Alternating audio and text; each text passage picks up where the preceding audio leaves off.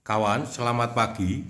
Hari ini kita masih mengikuti perdebatan dan terus berjalan framing bahwa demokrasi pemilihan langsung itu lebih demokrasi daripada demokrasi dengan permusyawaratan perwakilan.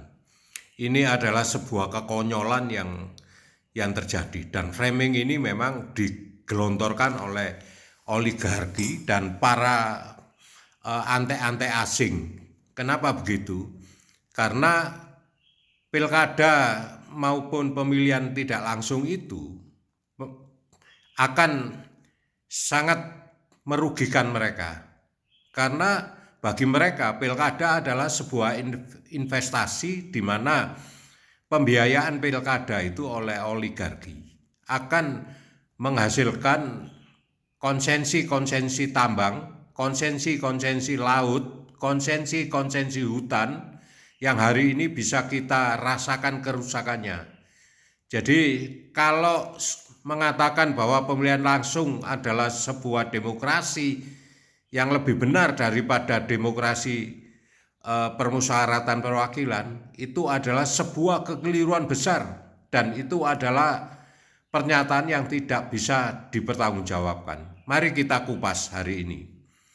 Kalau kita melihat pemilihan langsung, maka yang terjadi adalah satu, biayanya sangat tinggi. Oleh karena biaya sangat tinggi, tidak semua orang yang bisa ikut pemilihan itu. Maka lahirlah yang namanya bandar-bandar pemilu yang tidak lain adalah oligarki. Maka ketika mereka membiayai kepala daerah, bupati, wali kota, atau gubernur, tentu saja pembiayaan ini bukan hal yang gratis. Tapi ini adalah sebuah investasi yang kemudian pada waktu mereka menang akan ditagih dengan janji-janji, apakah itu konsensi tambang, apakah itu konsensi hutan, konsensi laut seperti di PIK 2 itu. Nah, sekarang yang kita rasakan bagi rakyat ini yang selalu di framing supaya mempertahankan pemilihan langsung, kita melihat bahwa kerusakan-kerusakan yang terjadi, banjir bandang di mana-mana, itu ya akibat pemilihan langsung ini. Bukan pemilihan langsungnya yang menjadi, tapi ada sebuah investasi pilkada yang dilakukan oleh oligarki sehingga mereka mendapatkan konsensi-konsensi tambang hutan itu. Ketika ini dibabat, di hutan dibabat, bahkan hutan lindung pun juga dibabat, maka yang terjadi adalah kerusakan lingkungan ini yang dirasakan oleh rakyat. Bahkan ribuan rakyat telah meninggal karena kena banjir bandang ini. Ribuan rakyat hartanya hilang karena kena banjir ini, yang membuat kemiskinan di mana-mana.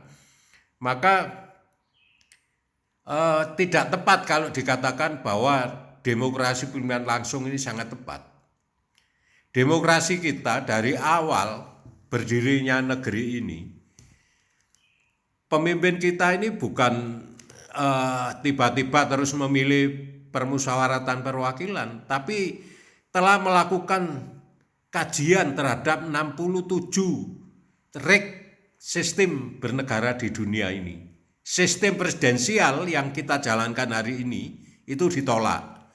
Sistem parlementer model Inggris juga ditolak. Bahkan sistem sosialis model Uni Soviet juga ditolak.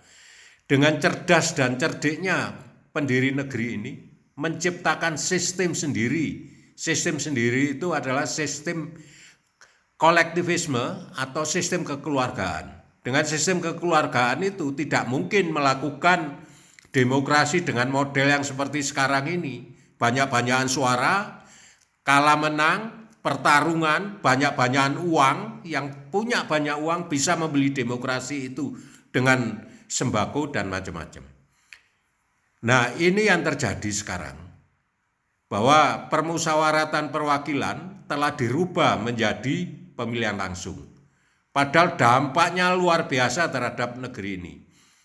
Pemilihan langsung itu boleh kalau di negara itu hanya ada 2 partai politik, seperti di Amerika. Lah, kalau di Indonesia ini adalah Bhinneka Tunggal Ika, bermacam-macam suku, bermacam-macam agama, bermacam-macam golongan. Nah, ini tidak tepat kalau kita menggunakan pemilihan langsung. Oleh sebab itu, maka yang diusung oleh pendiri negeri ini adalah menciptakan sistem sendiri, sistem kekeluargaan. Oleh sebab itu, semua dibicarakan dengan permusyawaratan perwakilan. Ini yang kadang-kadang kita ini hari ini di framing seakan-akan permusyawaratan perwakilan itu bukan demokrasi. Bahkan yang ngomong itu pakar-pakar dan tokoh-tokoh politik yang sudah lama berkecimpung di dunia politik. Nah, inilah kawan, mari kita sadar bahwa sistem kita adalah sistem perwakilan, permusyawaratan perwakilan.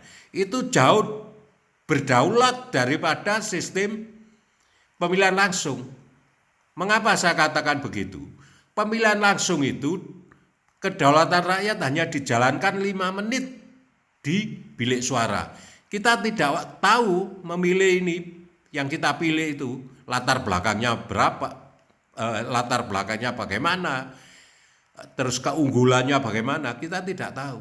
Kita hanya mencoblos 5 menit, setelah itu sudah kedaulatan kita hilang selama 5 tahun. Beda dengan sistem MPR. MPR itu sistem perwakilan. Sistem perwakilan itu kita ini bisa diwakili oleh beberapa orang. Misalkan saya seorang dokter, saya akan diwakili oleh ID. Tapi karena saya pengurus NU misalkan, maka saya juga akan diwakili oleh NU. Nah, pikiran-pikiran inilah yang kemudian kita satukan dalam GBHN di garis-garis besar haluan negara di dalam MPR itu. Kedaulatan rakyat dalam sistem MPR ini tidak berhenti seperti kedaulatan di pemilihan langsung hanya 5 menit, tidak. Tetapi dengan kedaulatan rakyat yang ada di MPR itu, MPR mempunyai hak veto. Bayangkan, hak veto untuk apa? Untuk memilih dan mengangkat presiden dan memberhentikan presiden. Jadi kalau presiden itu melanggar GBHN, rakyat ini punya hak veto untuk menurunkan presiden. Nah, sekarang bandingkan sekarang ini, hari ini kita mempunyai presiden dengan ijazah palsu selama 2 periode. Bagaimana itu bisa terjadi? Inilah, mari kita buka semuanya, kita cerdaskan diri kita bahwa pendiri negeri ini telah meletakkan Pancasila sebagai demokrasi kita. Mari kita bersama-sama menggugat ke Mahkamah Konstitusi agar sistem yang ada di pemilihan langsung itu digugat. Terima kasih kawan.